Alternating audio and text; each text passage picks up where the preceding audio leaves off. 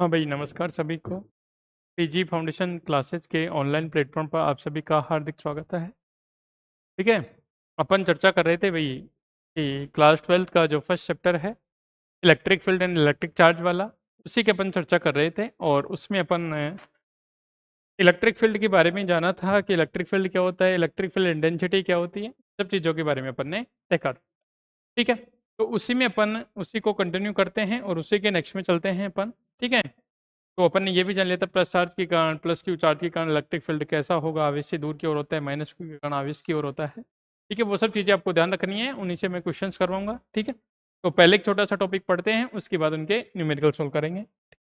तो आप लिखिएगा हेडिंग, बिंदुवत आवेश के कारण विद्युत क्षेत्र की तीव्रता।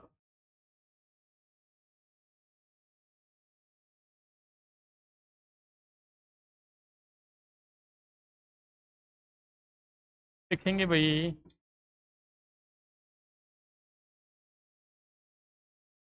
बिंदुवत आवेश के कारण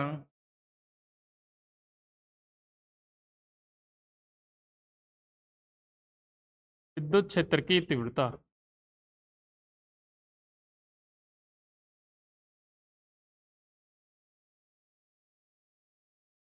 बिंदुवत आवेश के कारण विद्युत क्षेत्र की तीव्रता।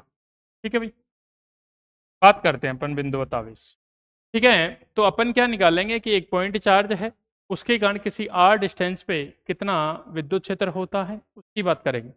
ठीक है। तो उसका अपन एक फॉर्मूला ड्राइव करेंगे। यहाँ इलेक्ट्रिक फील्ड होता है के क्यू अपन आर स्क्वायर, मतलब दूरी के वर्ग के क्या रहेगा, वैध क्रमानुपाती रहता है। ठीक है, उसकी बात कर लेते हैं। ठीक है। तो मैं लिखता हूँ यहाँ पे, देखो माना, लिख लो भाई साथ साथ, है ना। माना एक plus Q charge, plus Q आवेश बिंदु ओ पर स्थित है, बिंदु ओ पर स्थित है। ठीक है भाई। ओ से स्मॉल आर दूरी पर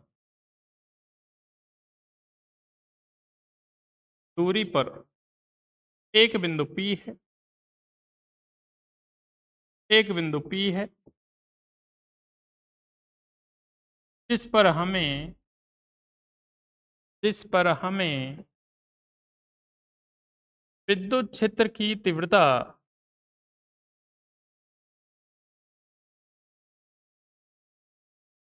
जिस पर हमें विद्युत क्षेत्र की तीव्रता की गणना करना है, की गणना करना है। ठीक है भाई, अपन ऐसे मान सकते हैं, देखो अपन ऐसे मान सकते हैं कि यहाँ कोई एक प्लस क्यू चार्ज मान सकते हैं, जैसे कि ये अपना क्या है, कोई प्लस क्यू चार्ज है और ये कोई पॉइंट ओ है। ठीक है। यहाँ से स्मॉल आर दूरी पर एक बिंदु पी मान लेते हैं, यहाँ से इसकी दूरी कितनी है, स्मॉल आर है। ठीक है। तो यहाँ पे इस चार्ज के कारण कितना फील्ड आएगा, कितना इलेक्ट्रिक फील्ड इंटेंसिटी आएगी, वो सब अपन को देखना है। ठीक है। तो मैं क्या मानता हूँ, मैं ये मान लेता हूँ कि यहाँ से जब ये बिंदु P है, तो इस P पर एक आवेश, P पर एक परीक्षण आवेश। ठीक है भाई, इसको अपन ने क्या बोला था, परीक्षण आवेश, परीक्षण आवेश। यहाँ पर एक परीक्षण आवेश Q नोट है। ठीक है। Q नोट टेंस टू कितना लेते थे अपन, 0, जिसका खुद का कोई फील्ड नहीं होता और बाकी दूसरे चार्ज पे ये कोई फोर्स नहीं लगाता है। कहने का मतलब एज काल्पनिक होता है। लेकिन मैंने क्या माना कि इस बिंदु P पे एक परीक्षण आवेश Q नोट है। ठीक है। तब ऐसा मानूं, तब देखो मैं क्या करता हूं, माना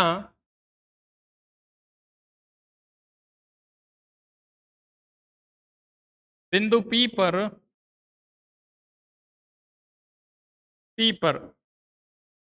एक परीक्षण आवेश, यानी परीक्षण आवेश के बारे में पहले ही बता दिया, ठीक है ना। बिंदु P पर एक परीक्षण आवेश Q नॉट स्थित है, Q नॉट स्थित है, तब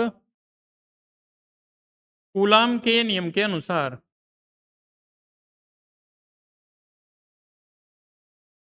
तब कूलाम के नियम के अनुसार, आवेश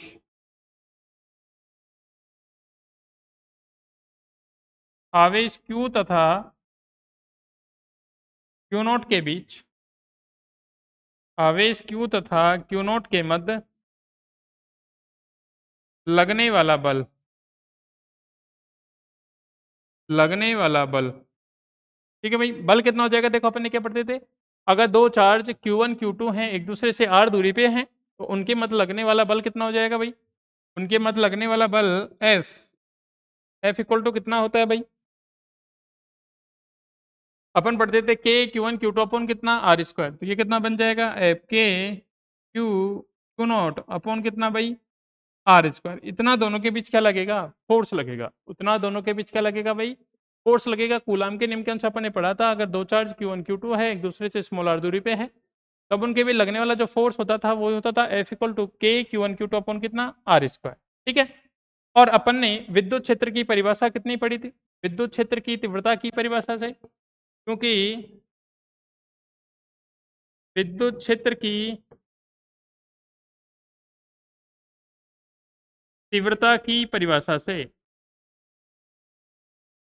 विद्युत क्षेत्र की तीव्रता की परिभाषा से कैसे पढ़ते थे भाई अपन, अपन ने ये पढ़ा था कि जो इलेक्ट्रिक फील्ड ई वेक्टर होता है वो होता है एफ वेक्टर अपॉन कितना भाई क्यू नॉट, ये कोई नंबर कितना 2। समीकरण 1 तथा 2 से, समीकरण 1 तथा 2 से ई वेक्टर अगर लिखना चाहूँ, ठीक है, तो यहाँ एफ वेक्टर लिखो तो आर कैप आ जाएगा, है ना। तो देखो अगर वेक्टर लिखना चाहो वेक्टर फॉर्म में, तो ये बन जाएगा कितना अपना एफ वेक्टर, और ये बन जाएगा कितना भाई आर कैप नंबर कोई कितना 1।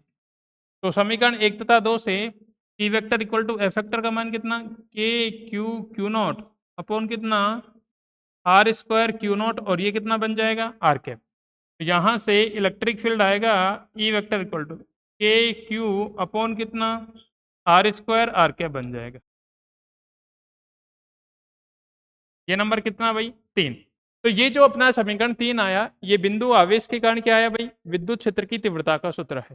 समीकरण 3 क्या है अपना कि पॉइंट चार्ज के कारण जो इलेक्ट्रिक फील्ड है उसका क्या है अपने पास ये फॉर्मूला, तो अपन लिख सकते हैं प्राप्त समीकरण 3, ठीक है भाई। देखो अपन लिख सकते हैं यहाँ पे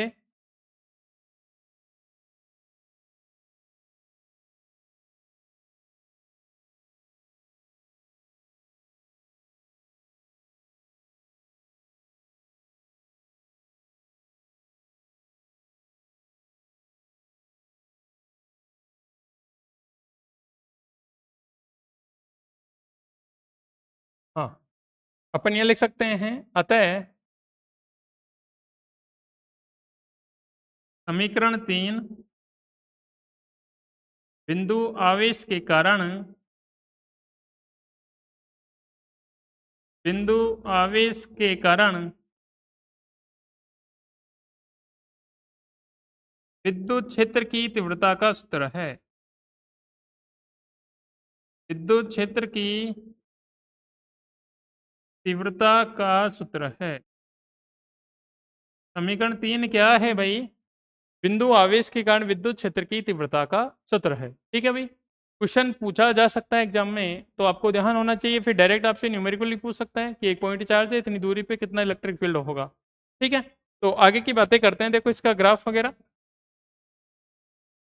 तो अपने पास कितना फॉर्मूला आया, चूंकि ई वेक्टर इक्वल टू अपने पास फॉर्मूला आया कितना भाई के क्यू अपॉन कितना आर स्क्वायर आर कैप, ठीक है। आर कैप क्या है प्लस आर कैप, मतलब आवेश से कितना होगा दूर की ओर होगा, फील्ड किधर होगा भाई आवेश से। अगर ये प्लस क्यू चार्ज है और यहाँ पे मैंने बात की पी पॉइंट पे आर डिस्टेंस पे, पी पॉइंट पे आर डिस्टेंस पे, तो इलेक्ट्रिक फील्ड किधर होगा आवेश से दूर की ओर, इलेक्ट्रिक फील्ड किधर होगा भाई आवेश से दूर की ओर होगा, ठीक है। तो मैं कह सकता हूँ यहाँ पे जो ई वेक्टर है, अगर इसके परिमाण की बात करूँ तो ये ई का परिमाण इधर कितना हो जाएगा के क्यू अपॉन आर स्क्वायर, ये कितना बन जाएगा आर कैप। तो यहाँ क्या परिमाण से,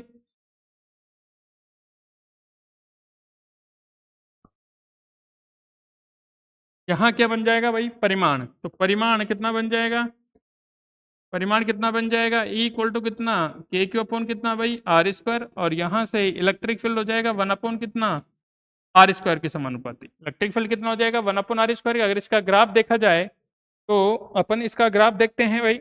देखो ग्राफ अपन क्या करेंगे, ई और आर के बीच। तो अगर अपन ई और आर के बीच ग्राफ खींचना चाहे, ये डिस्टेंस है दूरी, चार्ज से दूरी, और ये क्या है, विद्युत क्षेत्र है। ये क्या है भाई अपना, विद्युत क्षेत्र।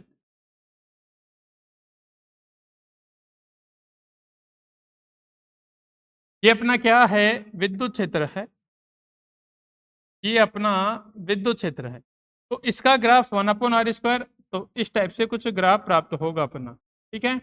ई समानुपाती कितना, 1 कितना भाई, r²। तो ऐसा कुछ ग्राफ आएगा, ये इसका मूल बिंदु मान सकते हैं अपन, 0,0। जब r टेंस टू इन्फाइनाइट तो इलेक्ट्रिक फील्ड कितना हो जाएगा, 0। जब ई r टेंस टू कितना, 0, तो इलेक्ट्रिक फील्ड कितना हो जाएगा, इन्फाइनाइट। मैं लिख सकता हूँ यहाँ पे, यदि r टेंस टू कितना हो, 0, तो इलेक्ट्रिक फील्ड टेंस टू कितना हो जाएगा, इनफाइनाइट। और यदि r टेंस टू कितना हो, इनफाइनाइट, तो इलेक्ट्रिक फील्ड कितना हो जाएगा, 0 हो जाएगा। इलेक्ट्रिक फील्ड मतलब जैसे जैसे डिस्टेंस बढ़ेगी तो चार्ज से दूरी बढ़ेगी, कहने का मतलब, तो इलेक्ट्रिक फील्ड क्या हो जाएगा, इलेक्ट्रिक फील्ड इंटेंसिटी क्या होती जाएगी, घटती जाएगी, कम होती जाएगी। और वो कैसे, 1/r² के समानुपाती, 1 कितना, r² के समानुपाती। तो ये अपना क्या था, बिंदुवत आवेश के कारण विद्युत क्षेत्र की तीव्रता। बिंदुवत आवेश के कारण क्या है भाई, विद्युत क्षेत्र की तीव्रता। आगे अपन बात करते हैं। अब देखो ये तो अपन ने इलेक्ट्रिक फील्ड पढ़ा, ठीक है। अब इलेक्ट्रिक फील्ड कुछ नहीं होता, इलेक्ट्रिक फील्ड इंटेंसिटी होती है, ठीक है, जो काल्पनिक होती है, रियल में कुछ होता नहीं है, ठीक है। अब अपन उसी की बात कर लेते हैं, ठीक है। अब उसके कुछ क्वेश्चंस हैं, जैसे अपन ने फोर्स के लिए किया था वैसे ही सेम इलेक्ट्रिक फील्ड के लिए क्वेश्चन करेंगे। जैसे अपन ने फोर्स वाले केस में किया था वैसे अपन किसके लिए करेंगे, इलेक्ट्रिक फील्ड के लिए करेंगे, ठीक है। तो अपन बात करते हैं उसके क्वेश्चनों की। देखो हाँ, अपने पास एक क्वेश्चन है, वही सेम, वहां अपन को इक्विलेटरल ट्रायंगल दे रखा था, समबाहु त्रिभुज दे रखा था। तो उसने क्या बोला, 3 चार्ज रख रखे थे, एक पे फोर्स निकालो। तो अब भी वही बोलेगा कि 3 चार्ज रखे हुए हैं, तो 2 के कारण किसी एक पे क्या निकालो, विद्युत क्षेत्र की तीव्रता निकालो, ठीक है। तो अपन यहाँ बात कर लेते हैं भाई कि ये अपना कोई चार्ज है, ठीक है। ये अपने कोई 2 चार्ज हैं इस टाइप से, एक है अपना ये प्लस क्यू है, और दूसरा भी अपना ये कोई प्लस क्यू है। ये अपना कोई क्या है, प्लस क्यू। ये इसका सेंटर पॉइंट मान लेता हूं मैं, कोई सेंटर है ओ। ये डिस्टेंस एल है, ये डिस्टेंस एल है, ठीक है। यहाँ से कोई लंबवत दूरी है भाई जेड, जो भी मानना चाहो मान सकते हो।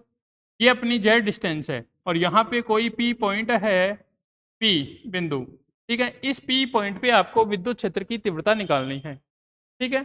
तो मैं लिखता हूं, अतः आवेश, दोनों आवेशों से निकलेगी, अतः आवेश, दोनों आवेश, ऐसे लिखता हूं, दोनों आवेशों,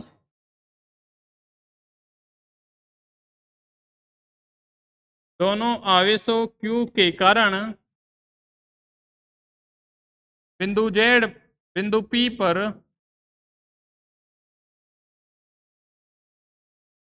विद्युत क्षेत्र की तीव्रता ज्ञात कीजिए। बिंदु P पर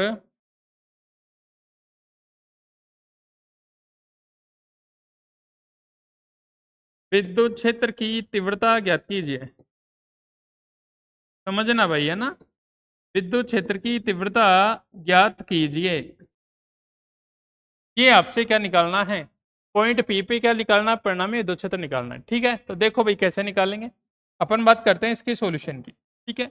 ये सॉल्यूशन करते हैं अपन इस, ठीक है। तो अपन क्या करते हैं, मान लो ये डिस्टेंस है, ये जेड है, अपन ने क्या किया, प्लस आवेश के कारण विद्युत क्षेत्र आवेश से दूर की ओर, ये कोई प्लस क्यू, और इसके कारण विद्युत क्षेत्र यहाँ पे मैं मान लेता हूँ ये कोई विद्युत क्षेत्र E1 है।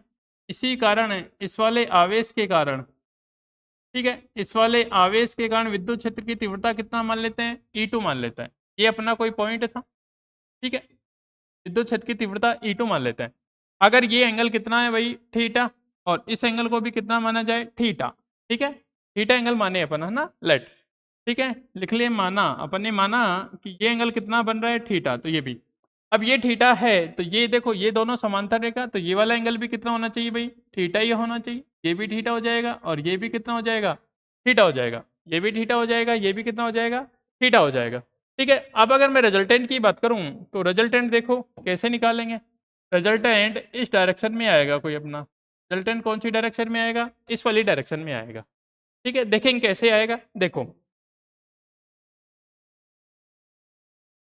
हाँ अपन बात करते हैं इसका, इधर कंपोनेंट कितना आ जाएगा E1 कोस थीटा, उस वाला कंपोनेंट किधर आ जाएगा E1 साइन थीटा, और इसका इधर कंपोनेंट कितना आ जाएगा E2 कोस थीटा, और उसका उधर कंपोनेंट E2 साइन थीटा। ठीक है, तो ये जो रिजल्टेंट आएगा इस वाला, मैं इधर लिख देता हूँ, यहाँ आएगा कितना E1 साइन थीटा प्लस कितना भाई E2 साइन थीटा, ये इसका रिजल्ट आएगा।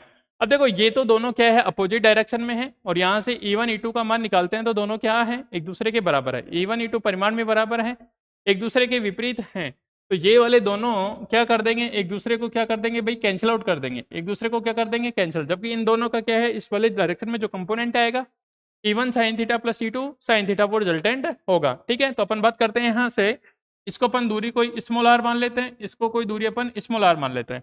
तो अपन यहाँ से बात करते हैं E1 इक्वल टू कितना बन जाएगा, चार्ज से दूरी होती थी भाई, ये कितना बनेगा के क्यू अपॉन कितना स्मॉल r स्क्वायर, के क्यू अपॉन कितना बनेगा भाई, के क्यू अपॉन कितना स्मॉल r स्क्वायर। इसी प्रकार ये बनेगा E2 इक्वल टू कितना के क्यू अपॉन कितना स्मॉल r स्क्वायर। ठीक है, E1 इक्वल टू कितना के क्यू अपॉन के, ये क्यू अपॉन यहाँ पे निकालना स्मॉल r डिस्टेंस पे, ये हो जाएगा। तो अपन ने क्या देखा, E1 बराबर कितना है E2 है, तो E1 बराबर कितना है भाई यहाँ पे E2, पहली बात तो ये समझने की, E1 बराबर E2 है, तो E नेट चाहिए, तो E नेट E1 बराबर E2 दोनों का क्या आ जाएगा, सम हो जाएगा। अतः मैं लिखता हूँ, अतः बिंदु P पर, अतः बिंदु P पर परिणामी विद्युत क्षेत्र, परिणामी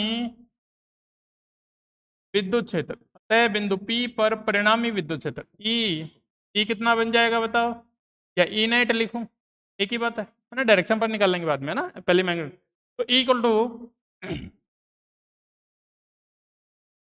यहाँ आएगा E1 साइन थीटा प्लस कितना E2 साइन थीटा, और अपन ने क्या देखा E1 इक्वल टू कितना है भाई E2, तो ई नेट कितना बन जाएगा बताओ, ई नेट बन जाएगा 2E1, और ये कितना बन जाएगा भाई साइन थीटा, क्योंकि E1 इक्वल टू कितना है, E1 अपने पास के क्यू अपॉन कितना स्मॉल r स्क्वायर, और चूंकि स्मॉल r कितना आएगा बताओ, अंडर रूट ऑफ r कितना आएगा, समकोण त्रिभुज, आधार का स्क्वायर प्लस लंब का स्क्वायर, ये बनेगा जेड स्क्वायर प्लस कितना एल स्क्वायर, अगर स्मॉल r स्क्वायर करूंगा तो ये बन जाएगा कितना जेड स्क्वायर प्लस कितना स्मॉल एल स्क्वायर। ठीक है, तो यहाँ पे मान रख दूंगा ई नेट का मान कितना बन जाएगा 2E1।